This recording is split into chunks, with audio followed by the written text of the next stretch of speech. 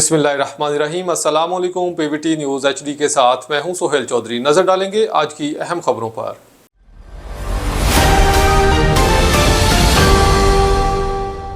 पाकिस्तानियों के लिए एक और एजाज़। 10 बरस के पाकिस्तानी नाबीना बच्चे ने इंडोनेशिया में कुरत का बैनुल अक़वामी मुकाबला जीत लिया। शहर कै से ताल्लुक़ रखने वाले एक 10 बरस के पाकिस्तानी नाबीना बच्चे मोहम्मद अबू बकर ने इंडोनेशिया में कुरत का बैनुल अक़वामी मुकाबला जीत लिया। इंडोनेशिया के शहर जकार्ता में राब्ता आलम इस्लामी के तहत मुनक़िद होने वाले तहफ़्फ़ुज़ कुरात के बैनुल अक़वामी मुकाबले में हाफिज़ अबू बकर ने भी शिरकत की और मैदान मार लिया।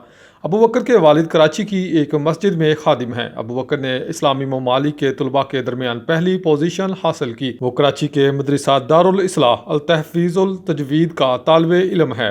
तालिबे इल्म अबू बकर के उस्ताद और मदरसा के मोहतमिम कारी इस्लाहुल्लाह सादिक ने इस कामयाबी पर पूरी कौम को मुबारकबाद दी है।